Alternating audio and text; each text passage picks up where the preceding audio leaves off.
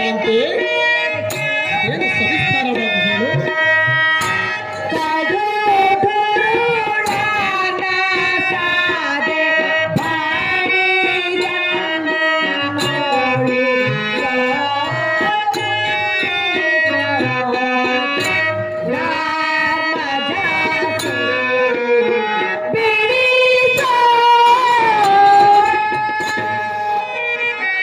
ನಿರ್ಮಲ ಕೀರ್ತಿಯನ್ನು ಪಡೆದ ಧರ್ಮರಾಯನೇ, ಅಪ್ಪು ಕಾಂತೆ, ಈ ದುರ್ಮಾರ್ಗನಾದ ದುಶ್ಯಾಸನನು ಬಾಸುರವಾದೆಯನ್ನ ಕೇಸಿಯನ್ನು ತಿಳಿದು ಘಾಸಪಡಿಸುತ್ತಿರುವನು.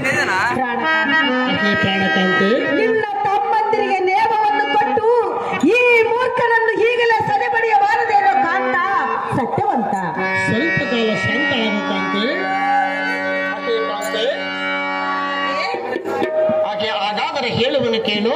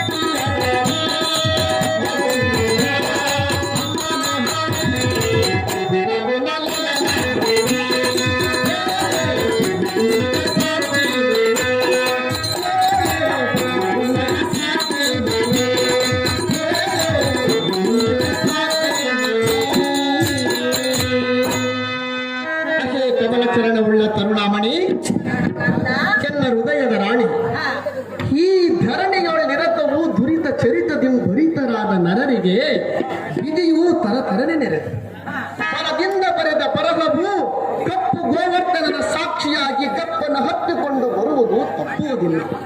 ಒಪ್ಪದಿಂದ ಕೇಳಿಕೊಂಡರ ಭಟನೆ ಹರಿಣಯನೇ, ಇಂದಿನ ಜನ್ಮದಿ ಚಂದವಾಗಿ ಮಾಡಿದ ಪಾಪವು ಸಂದೇಹವಿಲ್ಲದೆ ಬಂದು ಇಂದಿಗೂ ಸಂಧಿಸಿರುವುದು.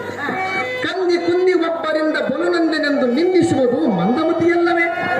ಆಕೆ ಇಂದುಮುಖಿ, ಈ ಶ್ಲೋಕವು ಸಾಕು ಸಾಕು ಶ್ರೀಕರ ಸುಖಕರವಾಗಿ ಸಕ್ಕರೆ ಹಾಲು ಸವಿದು ಮಿಕ್ಕಿದ ಸಂತೋಷದಿಂದ ವಿವರಿಸುವೆ ಕೇಳು ದೃಪದಾತ್ಮಕೆ. ಯಸ್ಮಚಾಯನೈತಿ ಯಥಾಚಾಯ ಯಥಾಚಾಯ ವಚಾಯ ತ್ರಚಃ ಶುಭಾಶುಭಂ ಮಹತ್ವ ಕರ್ಮಂ ಚಿಂತಾದಚ್ಚಃ ತೌತಾದಚ್ಚಃ ವಿಧಾತು ವರಾದು ಸೈಂದಿಹಿ. ಆಕೆ ಮಡದಿ ಮಣಿಗಳಾದ ದೃಪದನಂದನೆ, ಗಣಪತಿ, ಇದರ ತಾತ್ಪರ್ಯವೇನೆಂದರೆ ತಾತ್ಪರ್ಯವೇನು ಪ್ರಿಯ? ಯಾವನಿಂದ ಯಾತಕ್ಕೋಸ್ಕರ ಎಷ್ಟು ಮಾತ್ರ ಯಾವ ಸ್ಥಳದಲ್ಲಿ ಯಾವ ದುಃಖವಾಗಲಿ ಯಾವ ಸಂತೋಷವಾಗಲಿ ಆಗಬೇಕಾಗಿರುವುದು ಅವನಿಂದ, ಅದಕ್ಕೋಸ್ಕರ ಅಷ್ಟು ಮಾತ್ರ ಆ ಸ್ಥಳದಲ್ಲಿ ಮನುಷ್ಯನಿಗೆ ದೈವವಶವಲಿಂದ ಆಗುತ್ತಿರುವುದು. ಆದ ಕಾರಣ ಸ್ವಲ್ಪ ಕಾಲ ನಿರೀಕ್ಷಿಸುವ ಗಾಮಿನಿ ಕಲಂಸಗಾಮಿನಿ. ಅಹೇ ಪ್ರಾಣಕಾಂತೆ, ಪತಿಗಳಿದ್ದರೂ ನಿಮ್ಮ ಹೆಂಡತಿಗೆ ಇಷ್ಟ ಕಷ್ಟ ಬಂದರೂ ಸಹ ನೋಡುತ್ತಾ ಸುಮ್ಮನಿರುವುದು ಸರಿಯೇ? ಅಹೇ ಕಾಂತೆ, ಅದೇನು ಸವಿಸ್ತಾರವಾಗಿ ಹೇಳು.